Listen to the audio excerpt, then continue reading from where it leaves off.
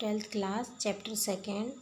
मेरे घर में कोई सिगरेट बीड़ी नहीं पीता था, इसलिए कभी कभार दिया सलाई का मिलना ऐसा दुश्वार हो गया था। लेखक कहते थे कि उनके घर में कोई बीड़ी नहीं पीता था। दिया सलाई अर्थात माचिस का मिलना एक कठिन कार्य हो जाता है। जैसा कि आजकल के बाबू लोगों के घर में गंगा जल आजकल के जो बाबू लोग हैं उनके घर में गंगा जल का मिलना कठिन कार्य होता है, उसी प्रकार लेखक के घर में बीड़ी दिया सलाई का मिलना कठिन था। उस समय दिया सलाई का मिलना ज्योति स्वरूप एवं ज्योति स्रोत परमात्मा के मिलने के बराबर हो गया था। जब लाइट चली जाती है तो उस समय माचिस का मिलना जो है ज्योति स्वरूप मतलब कि एक ज्योति के समान, हमें ज्योति का लाइट का जो प्रकाश का स्रोत है वह परमात्मा के समान दिखाई देता है। लालटेन स्नेह शून्य निकली, और लालटेन जो थी वह भी बहुत ही मद्दी थी, जो एकदम जल ही नहीं पा रही थी। एक टूटी फूटी टार्च थी। लेखक के घर में एक टूटी फूटी टार्च थी, किंतु उसके ढूंढने के लिए भी दूसरी टार्च की ज़रूरत पड़ती थी। संदल घिसने की भांति वह कम सरदर्द न था, और वह उसे ढूंढना भी एक सरदर्द के समान ही कठिन कार्य था।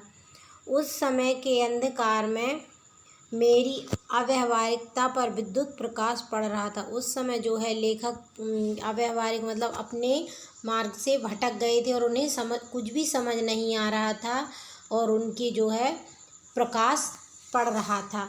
सेलर अर्थात तह खाने के निर्झर मेरी महान मूर्खता की सनातन घोषणा कर रहे थे, और तहखाने यानी जो नीचे के घरों में भी लेखक के पानी भर गया था, वह भी उनकी मूर्खता की दास्तां सुना रहे थे।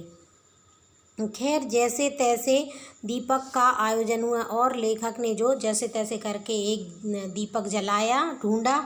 उसे झंझावात का सामना करना पड़ा। झंझावात मतलब तेज हवा, और तेज हवा के कारण वह दीपक भी बुझ रहा था।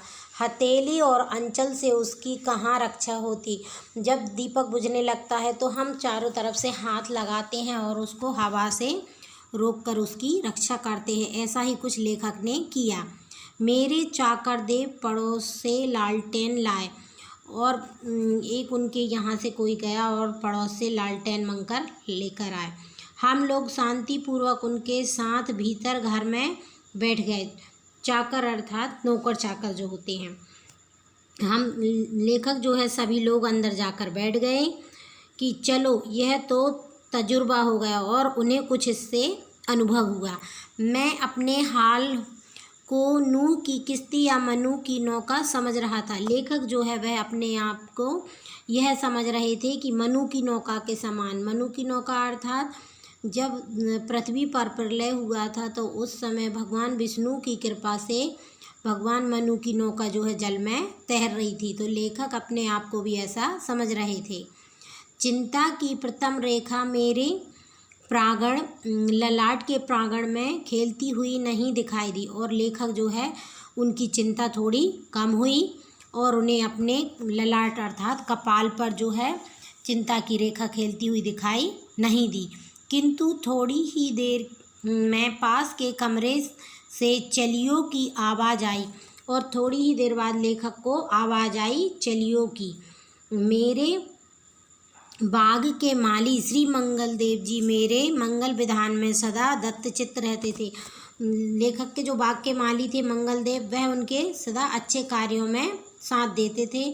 चिल्ला उठे, बाबूजी इधर उधर ही रहना। मैं समझा कहीं से सांप आ गया, और उन्हें लगा कहीं से सर्प आ गया है।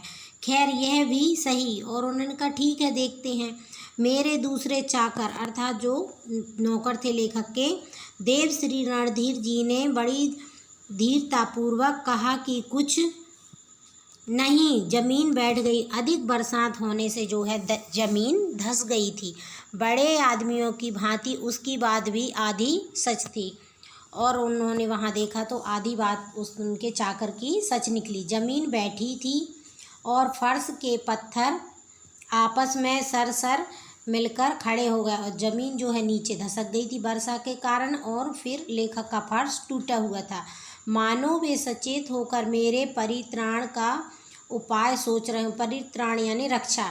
मान लो कि वह सचेत होकर लेखक की रक्षा का उपाय सोच रहे हैं। उसी समय मेरी गर्भिणी महिषी, मतलब लेखक की जो भैंस को कलयुग के व्यास जी ने अपनी कविता से अमर कर दिया है और उनकी जो भैंस थी वह वहाँ पर थी। समस्या मेरे सामने आई, उसका छप्पर भी तालाब बन चुका था और जहाँ पर उनकी भैंस बंधी हुई थी वहाँ पर भी अधिक पानी भर गया था।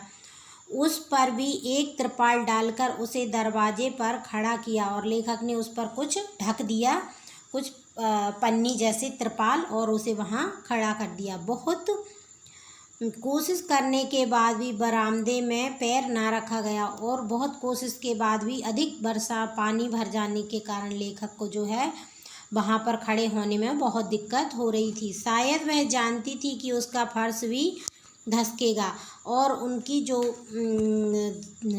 भैंस थी उसको भी ऐसा ही महसूस हो रहा था कि शायद हो सकता है उसका फर्श भी वहाँ से धसक जाए।